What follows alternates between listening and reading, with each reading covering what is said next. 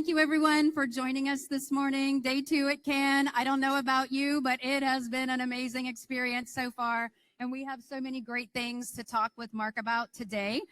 By means of introduction, I do go by PC. I'm a leader inside our marketing practice for EY Studio Plus. Now, EY Studio Plus launched here at Cannes last year, and it is our global group that brings together our customer experience, marketing, AI, and technology chops with one goal and one goal only, which is to serve our CMOs and help them drive growth. That's the lens I'm going to talk to you about today. And as part of that role, we do a lot of market studies. First, I would say if you don't follow Studio Plus on LinkedIn, you should. We are releasing 3 different bodies of work this week. And what's interesting about these 3 pieces of work, one is a global study focused on loyalty in 7 countries. One is an AI sentiment index analysis. And the other one is our future Consumer Now report. Across these 3 bodies of separate work, one thing absolutely stood out to me, and that is that consumers around the world, 2/3 told us that they're more skeptical about brands and the promises brands make. And 95% of those consumers said that when they want to make a purchase, even from a brand that they know and love, they want proof of some sort about that purchase. Now, that is really interesting to me. And so what does proof mean these days in a world where consumers no longer really trust brands? Well, proof comes from a lot of areas, and today we're going to dive into one of those. And I couldn't have a better guest to talk about how trust and how participating in the creator economy can help drive that proof and trust than Mark Kirkham. As the CMO of PepsiCo, Mark leads and steers the ship for an iconic portfolio of global brands. I could not find my Diet Mountain Dew this morning, and so I'm a little under-caffeinated, but nevertheless, I shall do my best. And when Mark and I did our prep call, what I loved about him is the energy and the passion he brings for the way that marketing is evolving so quickly. And so we're going to dive right in. Sounds good. All right, you ready to go? Yeah, let's do it. We're going to do this. All right, first question I have for you, Mark, and we're going to build on this culture conversation because it is so important given how consumers are changing today. Now, do you think can brands actually create culture, or do they just need to create the conditions for culture to emerge? I actually think brands get caught up in culture. And what I mean by that is lots of marketers will say we love to create culture, we're at the cutting edge of culture, the speed of culture, all these buzzwords. The reality is culture is surrounding everything we do. And many times we do it in reaction or in concert with culture. But when it's really exciting, and I'll use like the legacy world virality and when something would go viral in the past, it's because ultimately your band was relevant and it got caught up in culture and actually became part of culture in many ways. So I think that's where brands need to focus on, is not trying to be on the leading edge or at the speed of or whatever, is how can you actually be so relevant that you're actually part of culture, that you're caught up in culture. And that culture could be a moment like the Super Bowl or the Knicks winning in 5 or any other example that you could have. But most importantly, the relevancy of both the brand role and the message at that specific time, that is what makes you culturally relevant. And so I like to think about it is how can I be caught up in culture? How can I be part of the conversation and be really honest with myself? Because in honesty, no brand is going to actually be the only thing to create culture. Some can, but most have to find their way in. That's an awesome, awesome response.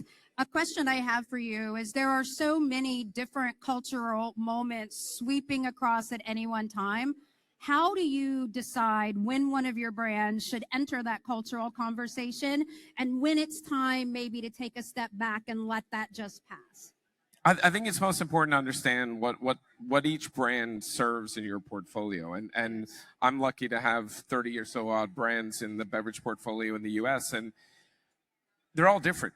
You know, some are mainstream brands like Pepsi, some are, mainstream but yet unique brands like Mountain Dew, or some are category defining brands like Gatorade. And what's interesting is that each brand has a role to play. By identifying that, and actually, if I use Mountain Dew as an example, it's a brand that's kind of weaved its way through different things over the last 20 years, 30 years. This is a brand that's been around since 1948. And what's interesting is over the last couple of years, we made a pivot back to what it originally stood for. We're no longer trying to be the energy drink of the 1990s, which we actually were. We were an energy drink before energy drinks existed. But what we decided is to go back to our heritage, back to the real fans. So we've invested in country music. We've invested in folk festivals. We've gone back to bass fishing. Why? Because it's in our DNA. I wouldn't do that for Pepsi. I definitely wouldn't do that for Gatorade. But the point being is that we make sure that each brand has a very unique role within both the cultural context, but more importantly, the consumer lives. At the end of the day, they're all beverages, some of them more functional than others. But what's important is how they're seen in the daily lives of the consumer is the role I need to play. So if I'm going to tell a story, I want to tell one that someone can relate to. So whether I can relate to being on the sidelines in a sporting event when I'm 12 years old, or relate to that moment in time where you're at, a Lumineers concert in Lexington, Kentucky, like I was a few weeks ago. It's those moments that actually build the memory structure that most importantly resonate with what the brand stands for. That's so fantastic. And I love that you gave a shout out to my college drink, Mountain Dew. I would not have made it through college without it. So thank you for that. What I love about your portfolio, beyond being iconic brands, is these truly are brands that are part of consumers' lives. And now with sports becoming so incredibly important, music and entertainment part of all of our lives, what makes that territory such a great place and a powerful environment for participation by your brands? I mean, the most important thing about sports is the emotional connection you have with the fan, with the viewer, or the aspiring young player. And I think what's great about sports is that it is a vehicle in which you can tell stories. The problem with sports in some ways is that people don't actually tell stories. They just expose eyeballs. They focus on sports as an impression-driving sponsorship of assets. The reality is the most important relevant brands are the ones who actually create that connection in a moment that you're emotionally tied. And that's what sports is. It doesn't matter what team you support. You could be a Jets fan, or you could be a Knicks fan, or you could be a Red Sox fan. There's something that you can tell a story about you and that brand in that moment, and that needs to connect with the brands that are associated with it. So I think sports will always be, what's interesting for me is, I've moved so much away from linear TV advertising. And the reason being is because I don't need just eyeballs. I just don't need audiences and GRPs that talk to a mass audience in a way that is not engaged in the content the way live sports is. Live sports is one of the few things that I continue to invest in a meaningful way. So I think the fact of the matter is it's not because it's got eyeballs. It's not because it's regional or national. It's because it connects emotionally to a consumer. And that's where sports really kind of fills a void for a lot of brands. It really connects. And if you're a young startup brand who just wants to be associated, that's fine. But when you're a scale brand, you've got to find a way to tell stories, to connect through the sport, through the audience, through the fandom. And we just did that. If I look to the last few weeks, we've been a Madison Square Garden partner for many years. And, we wanted to celebrate the team, but, it's hard to do that when the world is changing so quickly, when games are happening so fast. And so within a matter of 48 hours, we turned this campaign, which we called We Outside, to celebrate the fans. And not only did we turn it around in 24 hours or 48 hours, we shot live fans after game 3, after game 4. I was literally approving creative walking back from game 4. And those moments captured real emotion. We celebrated them with the words they used, We Outside. And we changed every single asset, every single piece of inventory we had in New York City to celebrate the fans. That will connect in a very, very different way. I love that story. To be able to react in the moment and produce something that really takes advantage of that cultural zeitgeist in such a real way. Incredible story. I want to talk a little bit about the creator economy. So, obviously, sports, music, perfect areas to invite people in, to create their own, to build on what's been done. And one of the things I love about the way you've led PepsiCo brands is it very much is also focused on inviting people in to build on what you are doing as a brand. And there's a business implication to that too. We know that the creator economy is estimated to be $500 billion, $500 billion by 2027. And so there's a big business there as well. As you do your work with creators, how has your thinking evolved from partnering with creators to more empowering them to build on what you do? So a long time ago, I kind of thought about this and thought about the fact that actually influencers, creators, whatever you call them, are essentially human media. Like they are a media channel, but they're real people with real stories, with real opinions. And when you buy media, you just think about reach, and impressions and all these things. All of a sudden, you got to think about personality and tonality and storytelling. And so for me, and I think of all the different creators we work with, and it could be a group like a Barstool or a Betches, or it could be an individual like Jack's Dining Room.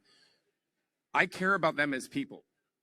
And what's important for me is, and I'll give you an example from over a decade ago. Well, God, it's 12 years now. These two young guys in the UK, I was living overseas and working on our Champions League program.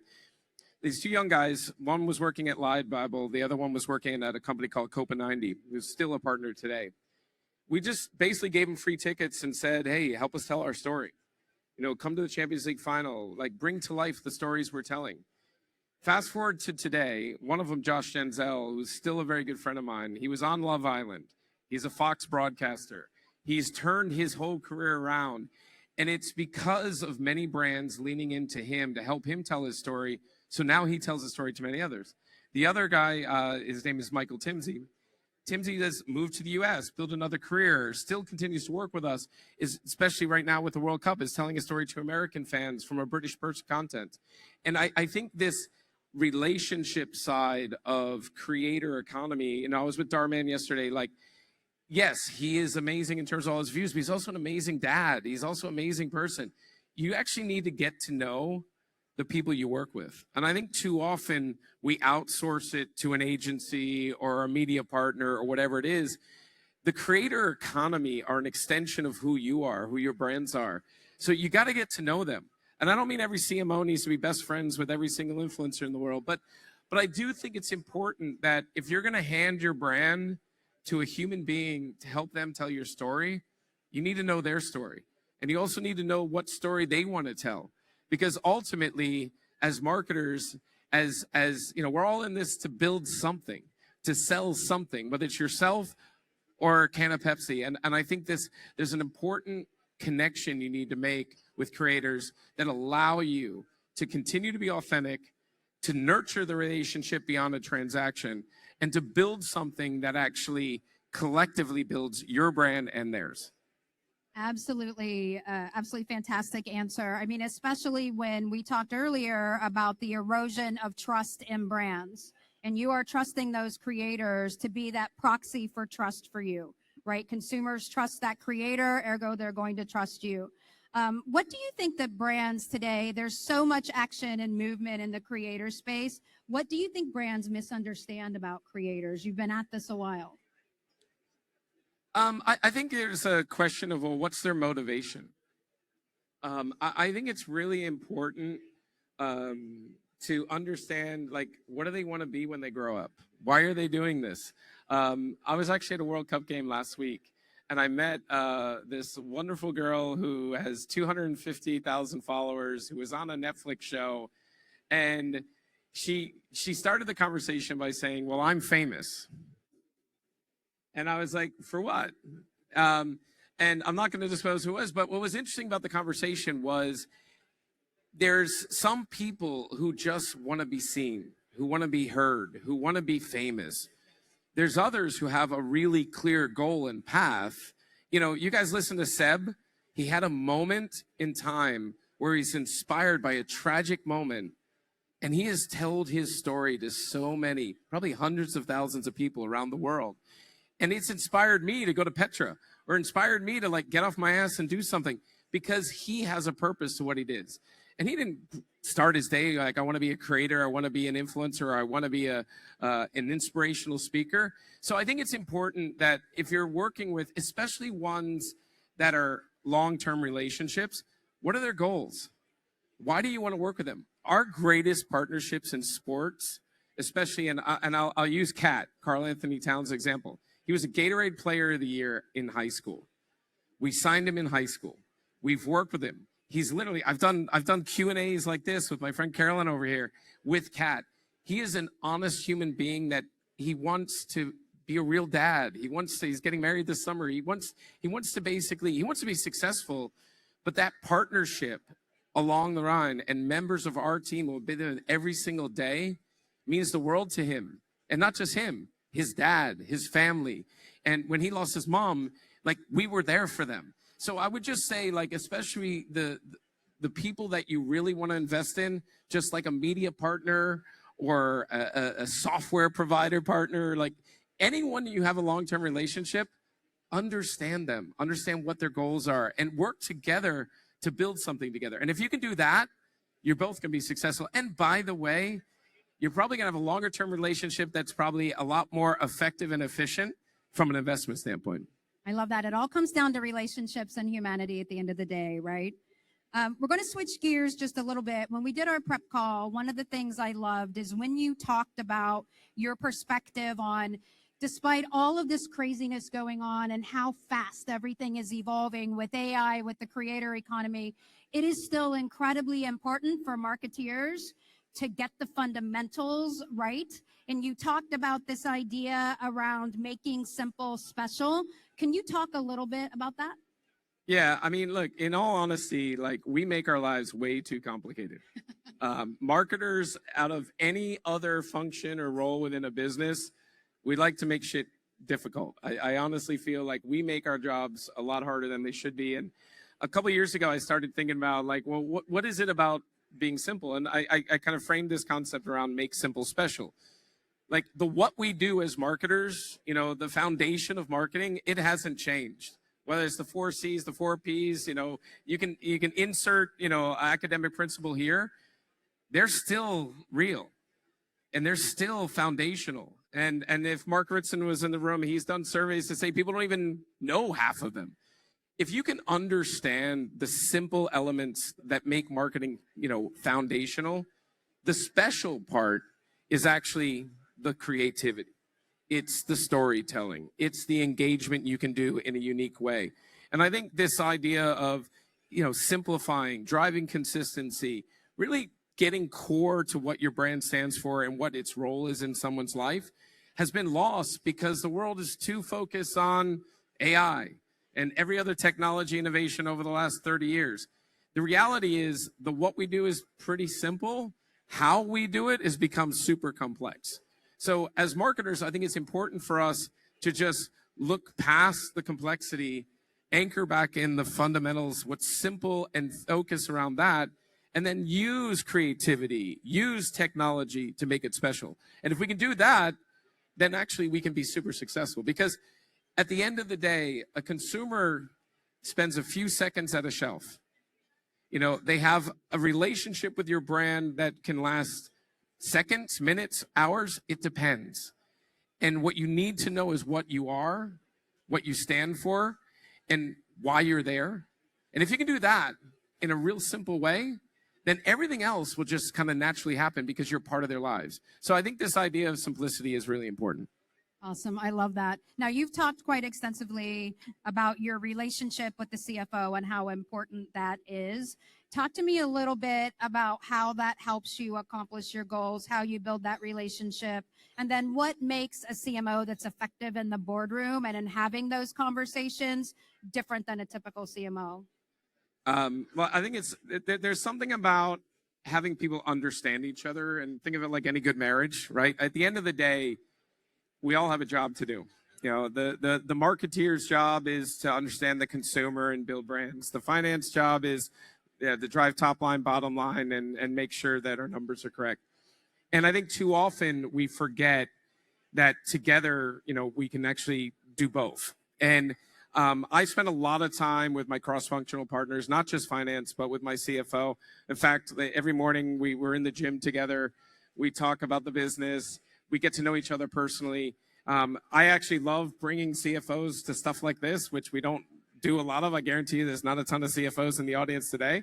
Actually, Brand Innovators had a CFO event in New York. I brought my CFO, and it was eye-opening for them and exciting. So I think you gotta remember, like, just like every consumer, you know, or every marketer is a consumer, and every CFO is a consumer. Bring it on a personal level.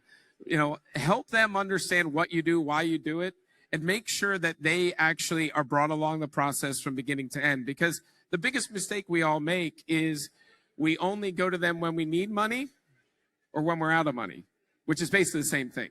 And I think there's something about building that relationship. It's the same thing when you start a new job. You really get to know the IT guy, you know, or girl. Like, you're gonna make sure you have those friends. Do that across your function. You need to know your warehouse supply chain people. You need to know, you know, you need to know everyone in the company in a way, because at the end of the day, marketing connects lots of different functions together. And that will actually help you when you're sitting there in the boardroom or in the C-suite and you have to be able to justify something. Because when a marketer goes up and tries to sell something and no one's got their back, it's a hell of a lot harder. When your CFO says, I agree. When your supply chain lead goes, we can do it. When your ops people go, we're aligned. That is what gets shit done. Because otherwise, you're on your own, and then you got to have a really compelling story. Love it, love it. Focus on relationships is a key theme throughout this whole session.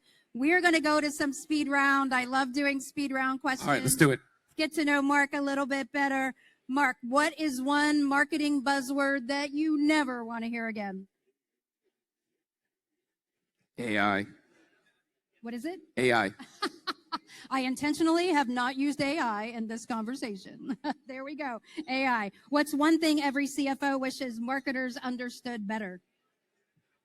I don't want to say a P&L, but I will say a P&L. Like, we should all understand a P&L, but I think they would. I think that I would reframe and say how the company makes money, especially junior marketers. I would encourage everyone to make sure we have this thing. We have it's like system finance that we teach our young marketers early on, and like, you literally need to make sure like every junior marketer understands how the company makes money. And you're not going to spend time in your marketing onboarding doing that, but you should. Yes, love that. What's the most underrated beverage in your portfolio? Mug root beer. Mug root beer. Mug You root heard beer it here, has literally folks. been growing over 20% for the last 3 years. I don't spend enough money on it. Our distribution's not strong. We got a dog on the can, and a guy who wears a dog head and runs around. We just did a piece of content with Kittles. Like, it is an awesome product. It's also brand. The crazy thing is we're sitting in France, like, only Americans drink root beer. Yes. And everyone else says it tastes like cough syrup. It's an awesome product, and Mug Zero is even better. And it makes a hell of a root beer float. You heard it here. Of course. Make sure you do that.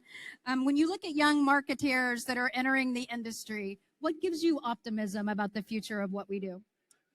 What gives them optimism is they don't feel the kind of linear progression pressure that I think many of us did. Like, I love the more entrepreneurial mindset of the young marketers today. Like, when I'll be really honest, I had to go to business school to get a job at P&G because I didn't have my MBA and I couldn't get through the door without it.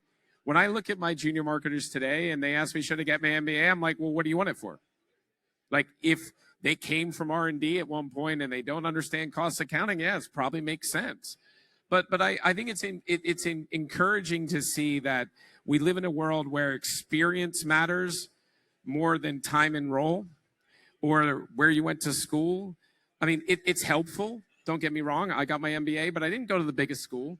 So I think, but to young marketers today have a bit less pressure to follow a scripted playbook on what it means to be successful as a marketer. They still got to put the work in, but that work can come in different ways. Awesome. Thank you. And we are at time right now. Thank you, Mark, Exactly. for joining us. I could have talked thank to you you. for hours.